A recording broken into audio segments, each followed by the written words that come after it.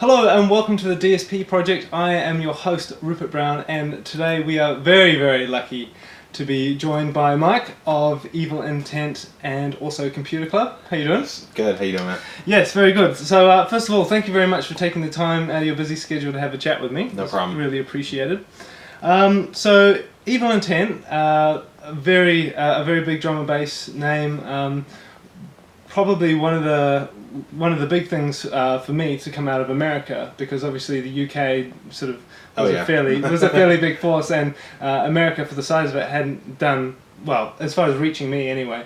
Hadn't done a lot of stuff. Evil was one of the first kind of big names to come through for me. So just quickly can you talk about the rise of Evil and how did it become sort of what it is today? Well, Evil Intent, we kind of started out, it was really one of those things that starts out in, college.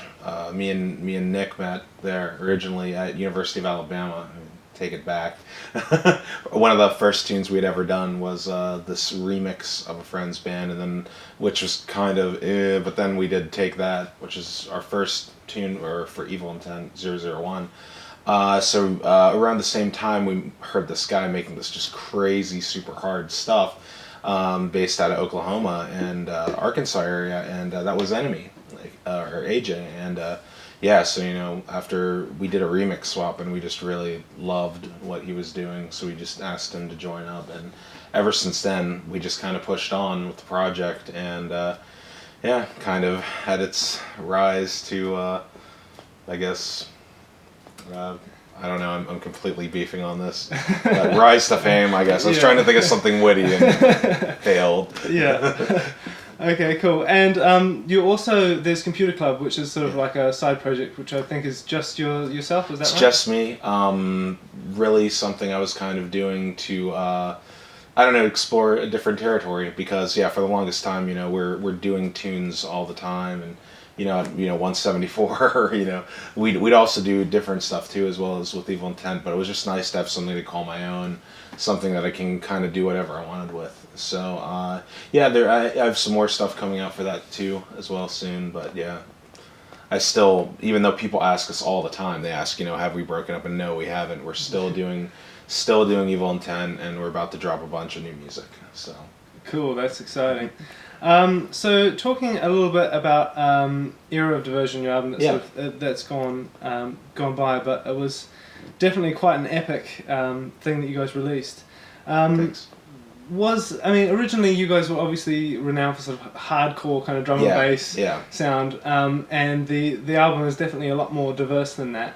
Was that something that you consciously decided to do with this album, or was it something that you just sort of organically happened? Or almost a little bit of both, because when we originally explored the concept, we'd started working on the record just an insanely long time ago before it actually came out. I think it was, there were tunes that were finished 3 years before the album actually got released. So the whole time, we had this theme about it. We were like, we want to go in and kind of make a kind of a political statement about what we felt like was going on in the U.S. at the time, which is kind of funny because when it came out, it was just sort of at the end of the Bush era. So that was just kind of our point with it. We had this idea that we wanted to push. At the same time, musically, we did want to make the statement that, we're not just pots and pans and, amens and Reese's and things like that. So, I was very happy with the way it was received. People were really into it. Good stuff, I guess. So I don't want to get too deep into it, but obviously it was quite a political album, like you say, coming through at the end of the Bush thing. How do you feel the I hate to say the state of things, but when you're president and things now, do you feel like things have progressed? I feel like it's yes and no. I mean, it's still politics as usual, but at the same time, I feel like the direction's a little bit better. Instead of having some guy who almost seemed hell-bent on screwing up as much as he could, you've got someone who seems slightly less hell-bent on doing the same thing. So I don't know. I mean, it remains to be seen, but Obama's done some good stuff so far. I mean, again, one president can't do anything, but I have been making the joke lately that, I'll give this to the right-wing political party in America, is that they have balls and they would actually get shit done, but sadly the Democrats are smarter about a lot of shit, but they're just not getting it done. Yeah. So, I mean, I don't know, it's half a joke, but, half serious. So. Yeah. Okay. All right. Well, we won't go too deep into politics in a music production show. So, you guys use a lot of great samples, hip hop samples. I'm a big fan of that network sample that you use. Thank you. Yeah. That is really quite an awesome. I piece feel of bad. audio. I have to say, I found out after the fact we're not the first people to do that. Black Sun Empire had previously used the same sample. Oh, really? But yeah, no, it's still. I mean, we used it, I guess, a little differently than they did. But I didn't even know until I think after I sent them the record. They're like, "Yeah, we used that network." So I was like, "Oh, got it." Yeah, all good though. Yeah. They didn't mind. So with all these samples, there seems to be a growing feeling amongst producers that I speak to that clearing samples is becoming less of an issue, and there's less people getting sued, and there's kind of more acceptance for this kind of recycle culture. I've noticed the same, and I have a theory about that, and most of it is in the old era when people were pressing CDs, the music industry was making much more money than they have been in recent years. I mean, let's face it, the major label system is just not doing as well as they used to.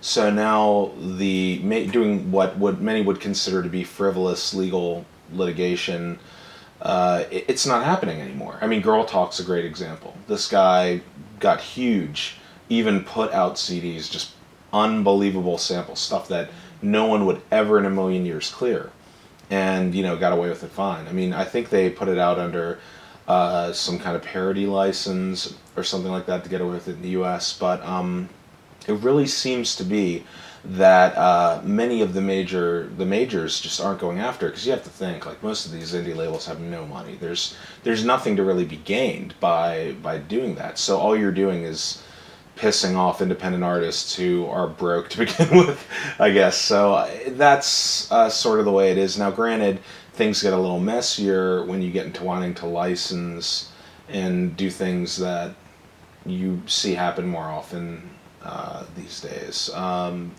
that's just kind of a world I've opened my eyes to just by doing other genres of music. Because you'll see stuff get denied from licensing because they're like, "Oh God, you're using this sample here. Can you give us a version with just nothing that's obviously like a hip hop sample, whatever thrown out there." So, have you guys cleared any samples ever? Well, moving right along.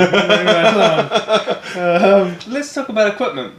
Sure. So, at the moment, are you guys were living together? The three of you were in the same residence at some point? The three of us used to live in Atlanta together. AJ always lived separately, but me and Nick lived together in Atlanta for a number of years.